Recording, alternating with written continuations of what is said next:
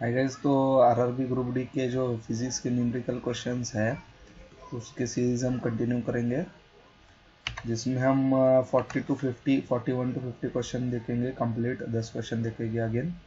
तो आपको मेरा टीचिंग अच्छा लगता है, मेरे वीडियो अच्छे लगते हैं तो प्लीज़ चैनल को सब्सक्राइब कीजिए तो गाइज, और आपके दोस्त को भी शेयर कीजिए। चलो आइए तो पहला क्वेश्चन देखते हैं। एक वस्तु में 20 केजी का द्रव्यमान एक वस्तु में 20 केजी द्रव्यमान और 10 न्यूटन पर किलोग्राम के गुरुत्वाकर्षण के साथ 400 जूल की स्थिति जो ऊर्जा होती है, तो वस्तु की ऊंचाई पूछे आपको। ठीक है गाइस, तो क्या पूछा है आपको? वस्तु की ऊंचाई यानी हाइट पूछी है आपको। ठीक है, तो सबसे पहले देखिए आपको क्या दिया है, मास दिया है। मास कितना दिया है? 20 केजी दिया है। और फोर्स कितना, और क्या दिया? गुरुत्वाकर्षण के साथ आपको दिया 10 न्यूटन पर केजी गुरुत्वाकर्षण के साथ, यानी आपको दिया ही है जी दिया है। तो क्या दिया है, बस कंफ्यूजन मत होना यूनिट की वजह से, जैसे मैं हो गया था अभी। तो क्या दिया है आपको? 10 जी दिया है। एक्सेलरेशन ड्यू टू ग्रेविटी है जो मीटर पर सेकंड स्क्वायर भी आता है। और आपको स्थितिज ऊर्जा यानी पोटेंशियल एनर्जी दिया है, कितना है? 400 जूल। ठीक है, तो आपको क्या पूछ रहा है? हाइट पूछ रहा है। तो आपको फॉर्मूला पता है, पोटेंशियल एनर्जी को टू एम जी एच होता है। क्या होता है? एम जी एच होता है, जिसमें मास कितना है? 20 केजी। और जी कितना दिया है आपको? Acceleration due to gravity 10। और पोटेंशियल एनर्जी हमें दिया कितना है कि चलो हाइट हाइट निकालना। पोटेंशियल एनर्जी कितना हमें दिया है? 400 जूल दिया है। तो ये 2 जीरो सब 2 जीरो कट होंगे और ये 2 4 पर कट, 2 से 4 2 पर जाएगा, 4 2 से 4 2 पर जाएगा। अपनी हाइट कितना हुआ? 2 मीटर हुआ। तो गाइस, तो नेक्स्ट क्वेश्चन देखते हैं। क्या बोल रहा है? एक स्थिर बल 2 सेकंड की अवधि के 2 सेकंड की अवधि के लिए 5 केजी द्रव्यमान की वस्तु पर कार्य करता है। यदि वस्तु के वेग को 4 मीटर प्रति सेकंड से 7 मीटर प्रति सेकंड तक बढ़ा देते हैं, तो प्रयुक्त बल की मात्रा, यानी आपको पूछा है फोर्स पूछा है। क्या पूछा है? फोर्स पूछा है।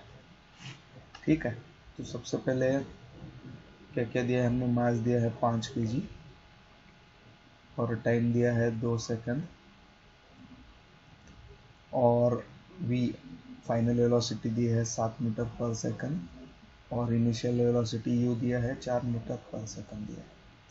और हमें पूछा जा रहा है फोर्स। फोर्स का फॉर्मूला क्या रहता है? Mass into acceleration. तो सबसे पहले एक्सेलरेशन निकालेंगे, v minus U by T रहता है। v मतलब अंतिम वेग और माइनस आरंभिक वेग बटे में टाइम। टाइम कितना है? 2 सेकंड। ये 3/2 आ रहा है। एक्सेलरेशन कितना आ रहा है? 3/2 मीटर पर सेकंड स्क्वायर आ रहा है।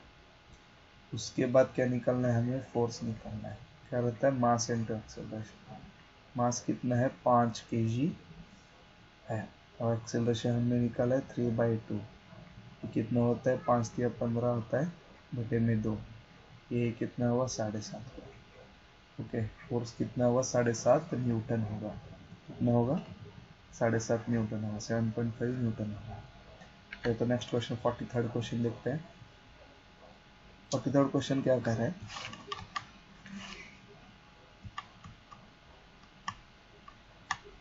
43rd क्वेश्चन कह रहा है 6 मीटर प्रति सेकंड के वेग से गतिमान 10 केजी द्रव्यमान वस्तु की गतिज ऊर्जा पूछी, यानी काइनेटिक एनर्जी पूछी आपको।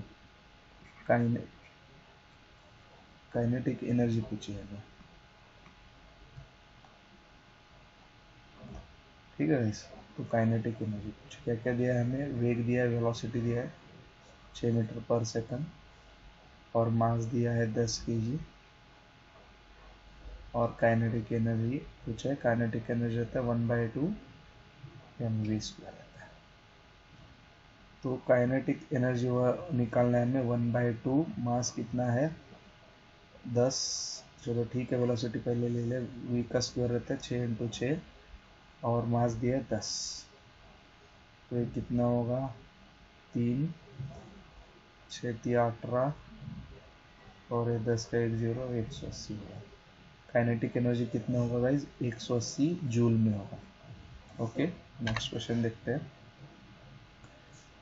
सो 44th क्वेश्चन क्या कह रहा है, टावर के शीर्ष से शून्य वेग के साथ एक पत्थर को छोड़ा जाने पर यह 4 सेकंड में जमीन तक पहुंच जाता है।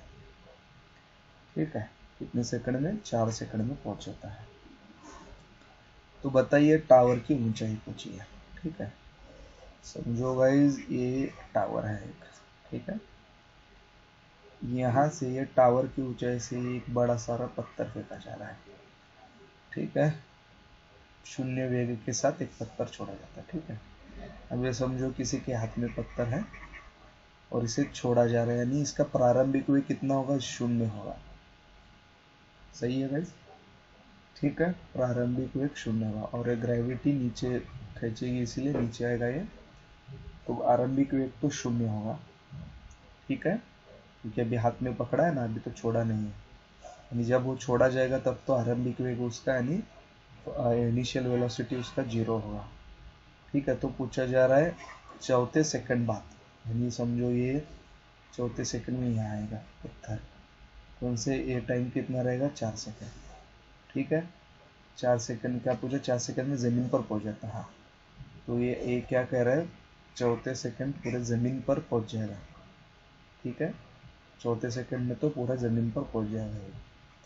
ठीक है, तो वही पूछ रहा है, तो ये टावर की हाइट कितनी होगी।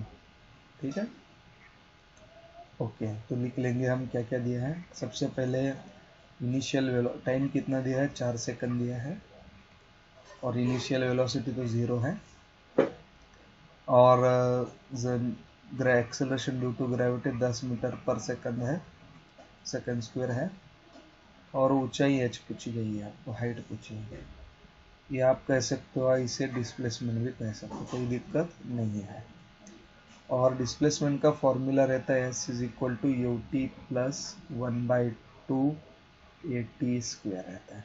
ठीक है, और at स्क्वायर रहता है, तो s कितना होगा, u कितना दिया आपको, 0 दिया है, 0 है, तो ये t तो गुने करने पर 0 ही आएगा। तो उसके बाद 1/2 और एक्सेलरेशन मतलब acceleration due to gravity g ले सकते हैं हम, कोई दिक्कत नहीं है, जो कि 10 है, पॉजिटिव 10 है, क्योंकि वस्तु ज़मीन की और नीचे आ रही है तो g तब पॉजिटिव रहेगा।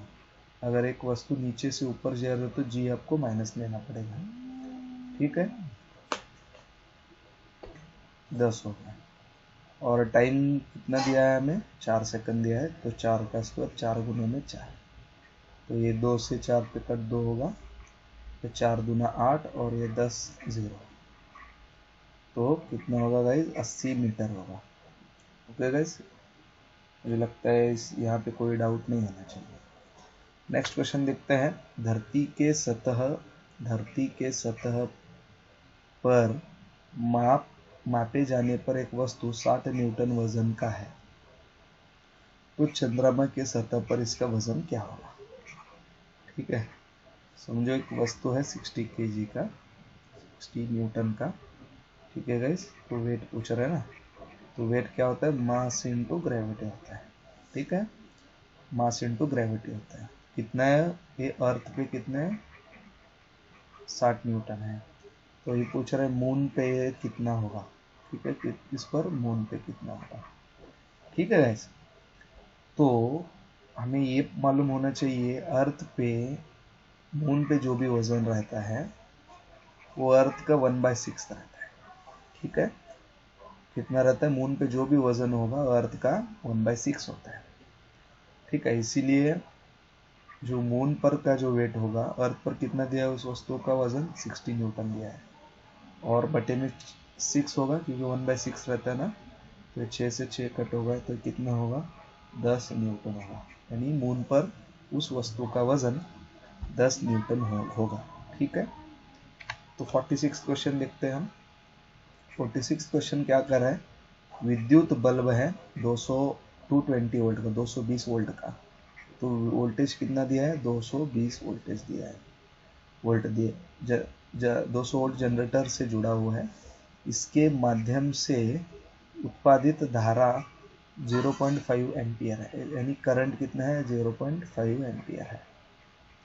ठीक है, तो बल्ब कितने पावर का है, यानी आपको बल्ब के पावर पूछिए। ठीक है, समझो गाइस ये क्या कह रहा है। एक इलेक्ट्रिक जनरेटर रहता है, ठीक है, एक जनरेटर रहता है, ठीक है, ये जनरेटर है समझो, डायनामो भी कह सकते हो, कोई दिक्कत नहीं। ठीक है, यहाँ पे एक आपको मैकेनिकल इनपुट देना पड़ेगा। क्या देना पड़ेगा, मैकेनिकल इनपुट। ठीक है, मतलब इस एक्सेल को, रोटर को हमें मैन्युअली घुमाना पड़ेगा, किसी भी तरीके से घुमा सकते हो, इसे घुमाना पड़ेगा। तब ये घुमाने के बाद यहाँ पे आउटपुट आएगा, इलेक्ट्रिक सप्लाई आएगा। क्या आएगा, इलेक्ट्रिकल सप्लाई आएगा, यानी करंट आएगा। ठीक है, वही वही बोल रहा है, इस सप्लाई को हमें 2 मिनट में इसे मिटा देते हैं अभी।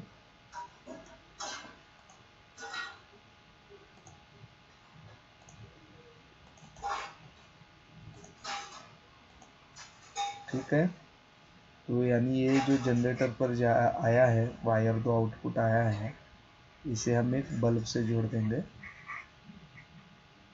ठीक है, और ये जो इसमें जो करंट बह रहा है आई, वो 1/2 है।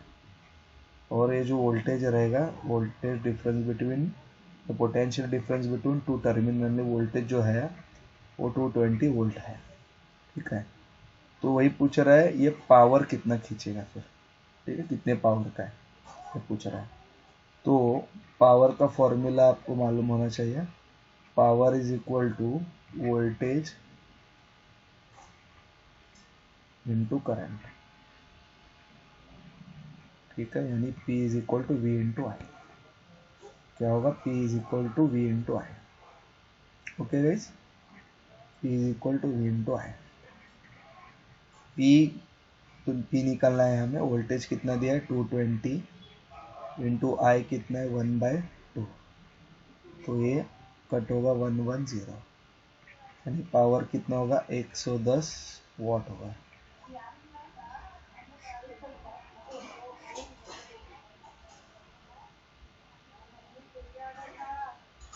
110 वाट होगा। ठीक है, तो 47 क्वेश्चन देखते हैं गाइस। काफ़ी दिखने में बड़ा है पर है बिल्कुल छोटा, कोई दिक्कत नहीं है। ठीक है,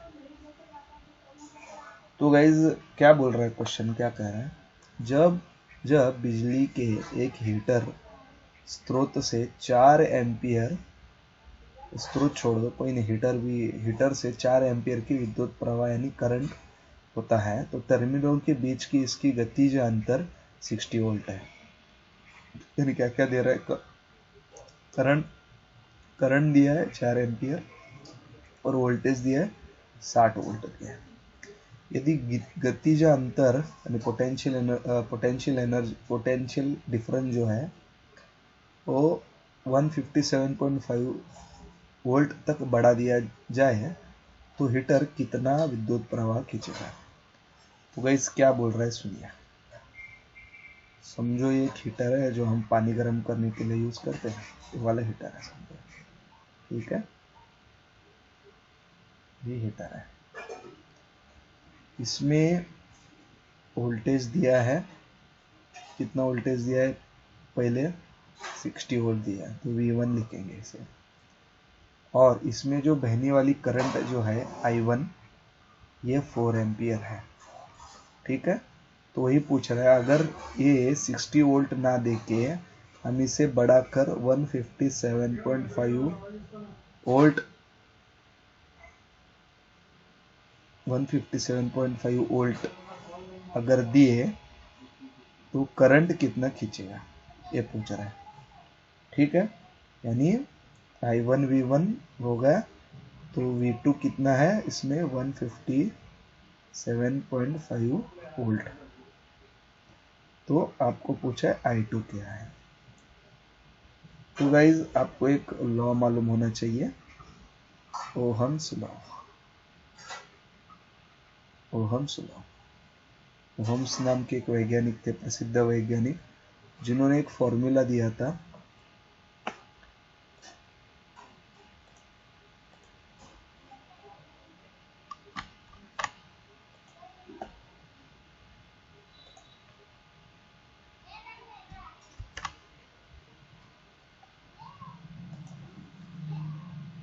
V is equal to I into R।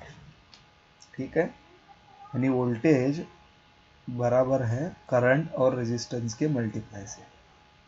ठीक है, जिससे हम ये निकाल सकते हैं resistance R is equal to V by I. ठीक है, तो वैसे देखिए रेजिस्टेंस क्या रहता है, प्रतिरोध रहता है, यानी ये हीटर में जो भी प्रतिरोध होगा वो तो वोल्टेज V1 और V2 के लिए सेम होगा, राइट।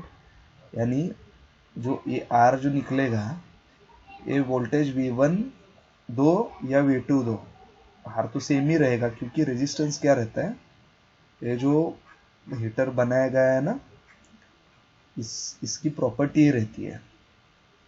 ठीक है, इसकी प्रॉपर्टी रहेगी रेजिस्टेंस, इसमें पर्टिकुलर एक रेजिस्टेंस रहेगा जो कि वो करंट को अपोज करेगा।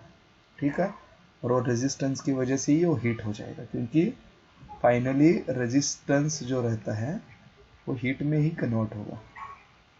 ठीक है, ओके, तो ये बात समझ गए आप। तो V1 दो या V2 दो, रेजिस्टेंस R तो सेम ही होगा।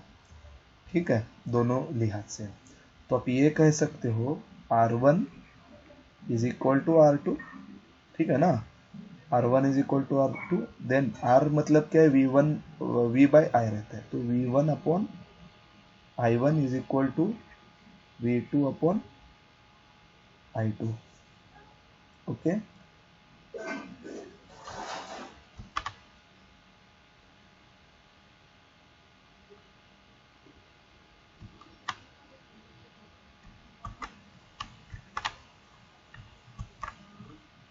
ठीक है, V1 by I1 is equal to V2 by I2, क्योंकि R1 is equal to R2 है।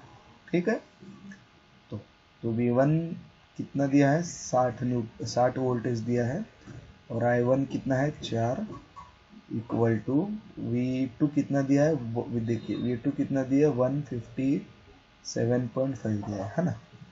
तो इसे हम क्या करेंगे, बटे में 10 लिखने से बेहतर है 0.5 है, तो ये तो आधा ही है।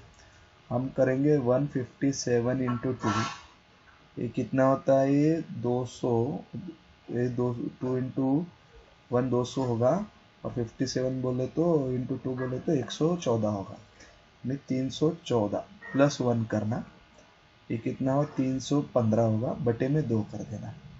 या फिर आपको ये नहीं समझ रहा है तो आप लिख सकते हो 1575 बटे में 10 लिख सकते हो, कोई दिक्कत नहीं। ठीक है, आप अगर काट दोगे तो आपको 157.5 आएगा। ठीक है, तो मैं लिखता हूँ 315 बटे में 2 इंटू आई। ठीक है, क्योंकि आई नीचे में है, तो ये कितना होगा, इस 2 से ये 2 पर जाएगा, 4 2 पर जाएगा, ये 2 से ये 30 पर जाएगा।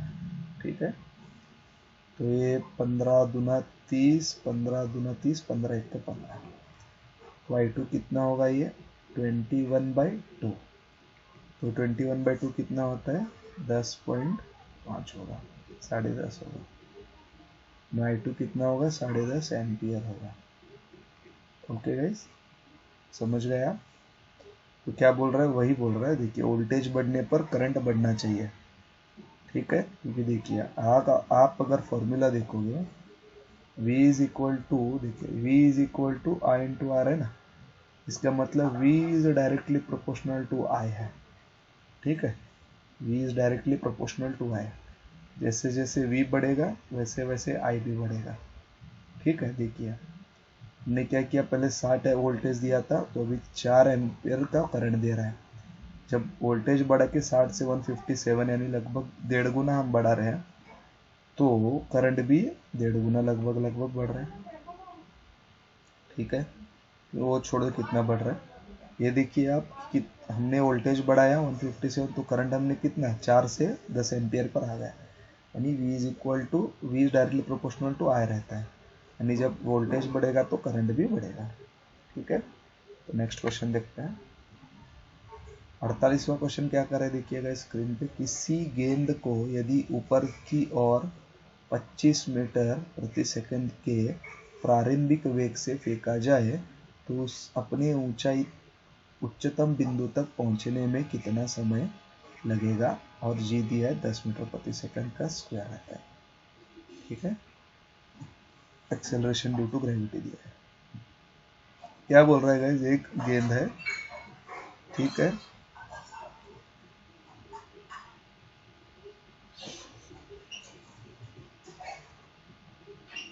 ठीक है गाइस, एक गेंद है जो कि हमें ऊपर तक फेंकना है। यानी आप समझ गए होंगे यहाँ पे जो acceleration due to gravity G ये माइनस रहेगा क्योंकि ऊपर जा रहा है। ठीक, अगर नीचे आ रहा है तो पॉजिटिव रहेगा जी। और इसकी जो प्रारंभिक गति यानी इनिशियल वेलोसिटी v जो है वो कितना दिया है, 25 मीटर पर सेकंड दिया है।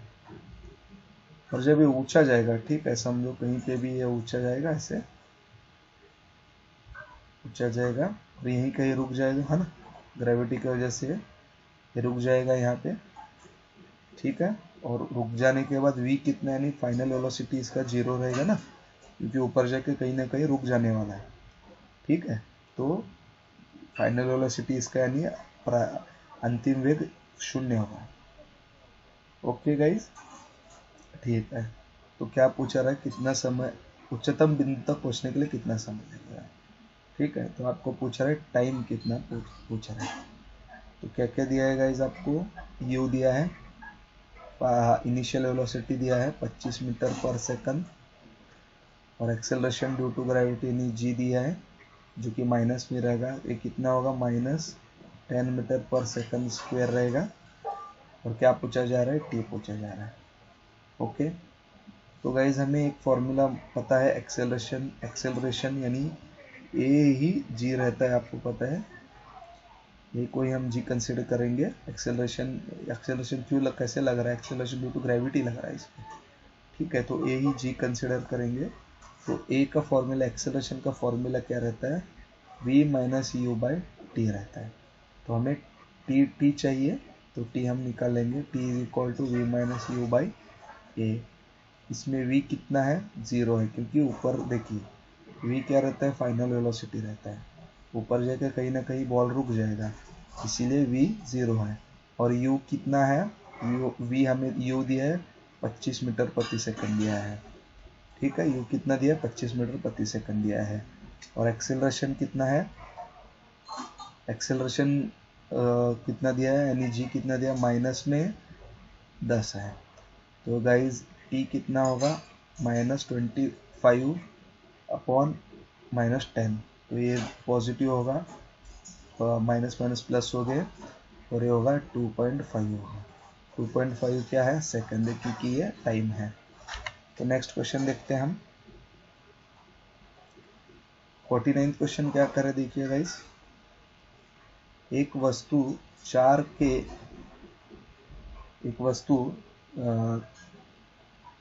4 मीटर प्रति सेकंड के मीटर पर सेकंड के एक समान वेग के साथ आगे बढ़ रहा है, जिसकी गतिशील ऊर्जा यानी काइनेटिक एनर्जी कितना दिया है, 120 जूल है।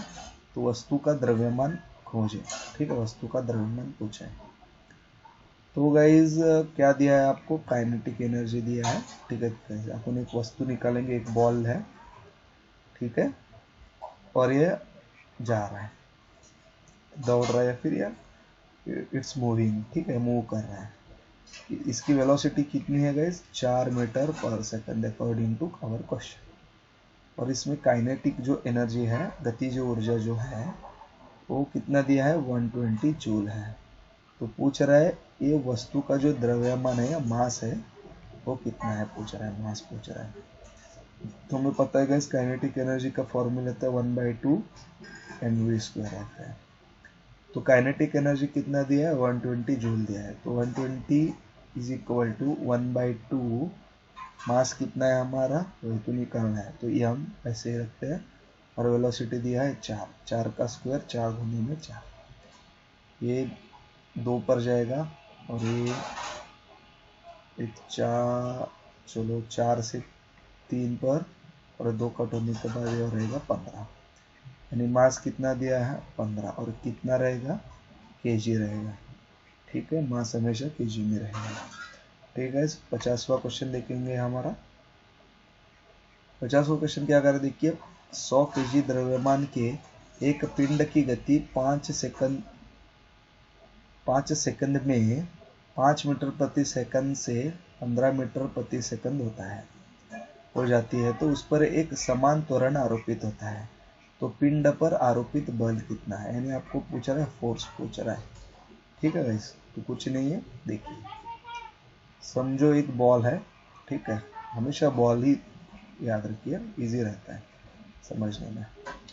तो क्या बोल रहा है, ये 100 केजी का बॉल है। ठीक है, 5 सेकंड में है, तो टाइम कितना ले रहा है 5 सेकंड। 5 सेकंड में क्या कर रहे हैं, ये पहले 5 मीटर प्रति सेकंड से दौड़ रहा था, तो अगले 5 सेकंड में कितना दौड़ रहा है, इसकी वेलोसिटी कितनी हो रही है 15 मीटर प्रति सेकंड हो रही है। मैं आप देखोगे ये इनिशियल वेलोसिटी है u और ये अंतिम वेलोसिटी है v। ठीक है, तो आपको पूछ रहा है तो फोर्स ये 5 से 15 होने में कितना फोर्स लगेगा। तो मास कितना है दिया है 100 केजी दिया है, और टाइम कितना है 5 सेकंड, और इनिशियल वेलोसिटी है 5 मीटर पर सेकंड, और फाइनल वेलोसिटी है 15 मीटर पर सेकंड है। ठीक है, और समान त्वरण आरोपित होता है पिंड पर। फोर्स पूछ रहा है हमें, फोर्स कितना रहता है मास इनटू एक्सेलरेशन। तो एक्सेलरेशन निकालना पड़ेगा, acceleration a is equal to V minus U by T रहता है, जिसमें v जो है ये 15 है, और v कितना u कितना है 5 है, और टाइम कितना दिया है 5, तो ये 10 होगा बटे में 5, ये 2 होगा, यानी एक्सेलरेशन कितना होगा 2 मीटर पर सेकंड स्क्वायर में होगा।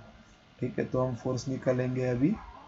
फोर्स का क्या रहता है मास इनटू एक्सेलरेशन। मास कितना है 100, एक्सेलरेशन कितना दिया निकाला है हमें 2, हमने कितना निकाला 2 निकाला है, 2 आया है 2 मीटर प्रति सेकंड स्क्वायर, तो कितना होगा 200 न्यूटन होगा। फोर्स कितना होगा गाइस 200 न्यूटन होगा। ठीक है गाइस, तो ये थे हमारे 50 क्वेश्चन। अब तक मैंने 1 से 50 क्वेश्चन लगभग पढ़ा लिया। आप देख रहे होंगे ये मैंने जितने भी क्वेश्चन लिए पूरे प्रीवियस ईयर, जो भी 2018 में जो ग्रुप डी के जो एग्ज़ाम हुए थे, ग्रुप डी के जो एग्ज़ाम हुए थे उसके जो आंसर की रहते हैं ना, आंसर की उसमें से छाट के निकाले हुए क्वेश्चन है। ठीक है, तो आप देख रहे होगे मैक्सिमम जो क्वेश्चन है रिपीट तो है, या फिर सेम फॉर्मूला यूज हो रहा है। ठीक है, फॉर्मूला चेंज नहीं हो रहा है। गिन के 10 से 20 ऐसे फॉर्मूलाज हैं जो आप रट लेना चाहिए, तो एकदम मतलब आप रट लिए तो पूरा एक क्वेश्चन 2 से 3 मार्क मैंने देखा, 2 से 3 क्वेश्चन कभी कभी रहता है फिजिक्स न्यूमेरिकल पर। बहुत इंपॉर्टेंट है गाइस, आपको पता है मैं 2018 आरआरबी एएलपी का मेरा 1 मार्क से नहीं होता, या फिर 1 से भी कम मार्क में मेरा डीवी में नाम नहीं आया। तो आपको पता है तो क्या बीतती है अगर आप सिलेक्ट नहीं होते हो तो 1 मार्क से। ठीक है, तो वही कह रहा है गाइस, आप अच्छी तरह से देखिए मेरा वीडियो। मैंने अभी शुरू किया चैनल, इसका मतलब ये नहीं कि मेरे एक्सपीरियंस नहीं है, मुझे 4 साल से भी ज़्यादा का एक्सपीरियंस है ये फील्ड में। तो प्लीज़ मेरे चैनल को सब्सक्राइब कीजिए, आपके दोस्तों को भी शेयर कीजिए जो नीडी है। ठीक है गैस, तो चलो धन्यवाद, शुक्रिया। तो मिलते हैं हम अगले वीडियो में। Okay guys, bye.